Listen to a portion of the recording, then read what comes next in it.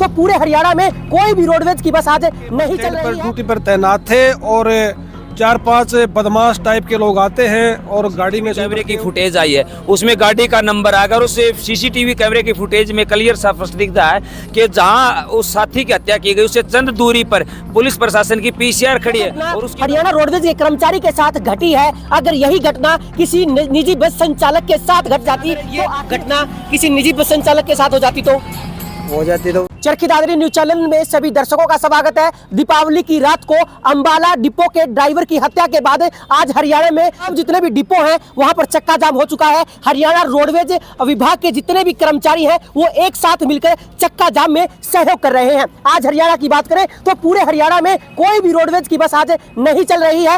हालांकि आज शाम हरियाणा रोडवेज कर्मचारी संघ के पदाधिकारियों के साथ हरियाणा परिवहन मंत्री मूलचंद शर्मा लगभग शाम 5 बजे मुलाकात करने वाले हैं। आखिरकार देखते हैं इस मुलाकात के बाद क्या निर्णय लिया जाता है। हालांकि फिलहाल की अगर बात करें तो पूरे हरियाणा में हरियाणा रोडवेज कर्मचारियों ने चक्का जाम कर दिया है। जी नमस्कार। नमस्कार प्रधान जी, कब से इस चक्का जाम करने की शुरुआत की गई है? ये रात को 12 बजे शुरू की गई थी और इसको हम आगे ले जाने के लिए जो सरकार ने अगर उस मृतक परिवार के प्रति किसी प्रकार की सहायता नहीं दी गई और हत्यारों को गिरफ्तार नहीं किया गया तो इस हड़ताल को हम अनिश्चितकालीन में ले जाएंगे। जी, जो अंबाला डिपो के जो चालक थे क्या वो ऑन ड्यूटी थे जब उनके साथ ये वारदात हुई? बिल्कुल, वो अंबाला कैंट के बस स्टैंड पर ड्यूटी पर तैनात थे और 4-5 बदमाश टाइप के लोग आते हैं और गाड़ी में से उतर के उनके साथ मारपीट करते हैं। मारपीट इतनी करते हैं कि जब तक वो जान से नहीं मर जाते हैं तब तक उसको मारते रहते हैं और इस प्रकार से उनकी एक निर्मम हत्या की है। उसका जो एक पूरे हरियाणा के अंदर रोष है। आज रोडवेज का कर्मचारी पिछले 4 दिन से देख रहा है कि वहाँ पर एक डेड बॉडी पड़ी है, उसको अंतिम संस्कार तक नहीं किया गया है और वो भी एक हमारे हरियाणा का जो गृह मंत्री है उनका गृह क्षेत्र है, क्योंकि अंबाला कैंट में ही वो हमारे गृह मंत्री रहते हैं। लेकिन उसके बावजूद भी आज तक उनको दाह संस्कार भी नहीं किया गया। ये काफ़ी एक चिंतनीय विषय है, क्योंकि सरकार जिस प्रकार से बड़े बड़े वादे करती है, बड़ी बड़ी घोषणाएं करती है, उनको मद्देनजर रखते हुए आज सरकार के सारे वादे और घोषणाएं खोखला साबित हो रही हैं।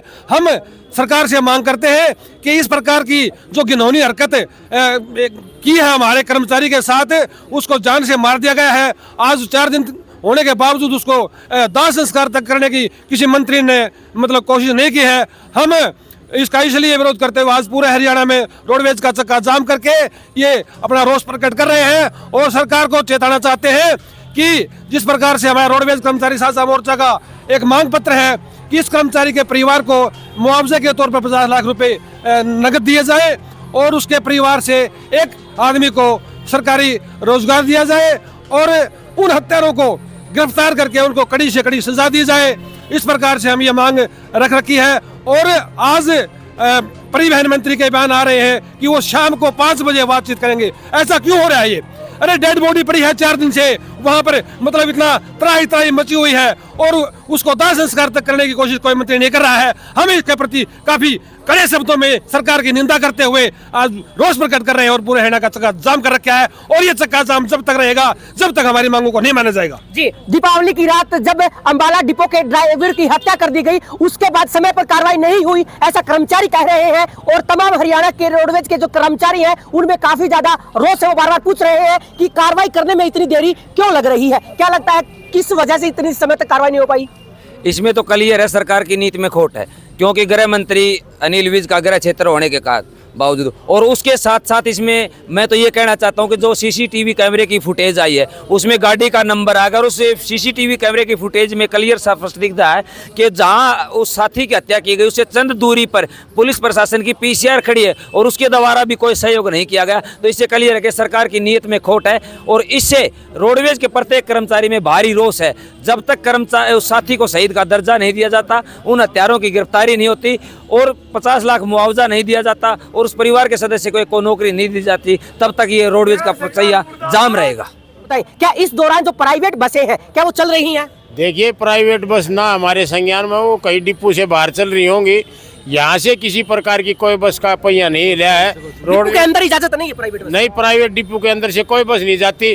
यहाँ तो सिर्फ रोडवेज की बस जो है वो अंदर खड़ी है और सभी कर्मचारी अपना रोष प्रदर्शन करते हुए, सरकार के खिलाफ नारेबाजी करते हुए जो अपनी हड़ताल है उसमें शामिल हैं। जी, किसी प्रकार की कोई बसें नहीं चल रही फिर है। क्या मानते हैं निजी जो बसें हैं वो फायदा उठा रही हैं आज इस चक्के जाम का, क्या उनको साथ आना चाहिए था कहीं ना कहीं? देखिए, रोडवेज का कर्मचारी काफी लंबे अरसे से, चाहे वो कांग्रेस की सरकार रही हो चाहे बीजेपी की रही हो, हमने प्राइवेट परमिटों के बारे में काफी बार हड़तालें की हैं। पिछली बार 1600 परमिट देने की कोशिश की थी, उनको हमने रद्द करवाया। 2500 परमिटों को रद्द करवाया, 3519 परमिटों को रद्द करवाया। और आज सरकार मतलब एक हरियाणा की भोली भाली जनता के साथ एक भद्दा मजाक कर रही है, उसको गुमराह करके इस रोडवेज को बेच रही है। क्योंकि जिस प्रकार से किलोमीटर की स्कीम बसों को लेकर के सरकार आई है, उसमें सेम कलर रोडवेज का निकाल करके उसमें मालिकों को वो परमिट दे दिए गए हैं, मालिकों की बसें हैं, मालिकों को ड्राइवर हैं, लेकिन जनता को गुमराह करने के लिए उसमें कंडक्टर रोडवेज का लगाया गया है, ताकि जनता को ये महसूस हो कि ये गाड़ी सरकारी है, रोडवेज है। इसलिए इसको गुमराह करके रोडवेज को बेचने की कोशिश की जा रही है, जो कदापि बर्दाश्त नहीं की जाएगी। जी, चरखी दादरी से इस वक्त की सबसे बड़ी खबर बता दूं, चरखी दादरी में मध्य रात्रि से ही चक्के जाम का समर्थन कर रहे हैं हरियाणा रोडवेज के सभी कर्मचारी। और सबसे बड़ा सवाल ये है, जो घटना हरियाणा रोडवेज के कर्मचारी के साथ घटी है, अगर यही घटना किसी निजी बस संचालक के साथ घट जाती तो आखिर इस पूरे घटनाक्रम की क्या रूपरेखा होती, इस बारे में भी जो निजी बस संचालक है उनसे हम बातचीत करेंगे। तस्वीर आप देख सकते हैं, हालांकि हरियाणा रोडवेज का चक्का जाम है, लेकिन जो निजी बसें हैं वो चल रही हैं। हालांकि जो डिपो है उनके अंदर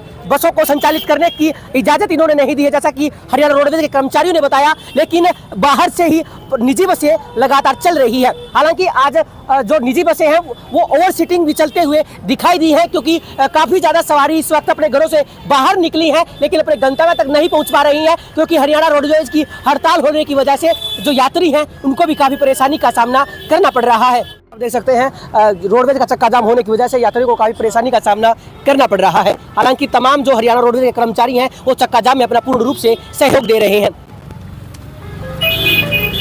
भाई आ जाओ। इस वक्त पूरे हरियाणा में रोडवेज बस का चक्का जाम है, लेकिन निजी बसें अभी भी चल रही हैं। रोडवेज का चक्का जाम होने की वजह से यात्रियों को काफी परेशानी का सामना करना पड़ रहा है। जी नमस्कार। नमस्कार जी। आपका नाम? रविंदर जी। आप निजी बस संचालक हैं? हाँ जी। कहाँ से कहाँ तक चलते हैं? दादरी रोहतक। अच्छा, एक बात बताइए, क्या आप इस पूरी घटना से अवगत हैं? या जो रोडवेज के कर्मचारी के साथ जो हादसा हुआ है, हाँ। तो इसके बावजूद क्या जो निजी बस संचालक वो इसका सहयोग नहीं दे रहे इस चक्का जाम का? नहीं दे रही।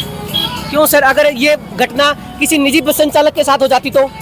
हो जाती तो उनका जिम्मेवार तो कौन होता है? जिम्मेदार तो गवर्नमेंट से इस चीज किया जी, तो इसीलिए सहयोग नहीं दिया जा रहा। हाँ, नहीं दे रहा जा रहा है। या तो बिल्कुल चक्का जाम किया जाए जी। ये अगले रोड जाड़े कर रहे हैं, इसलिए कुछ समाधान ना।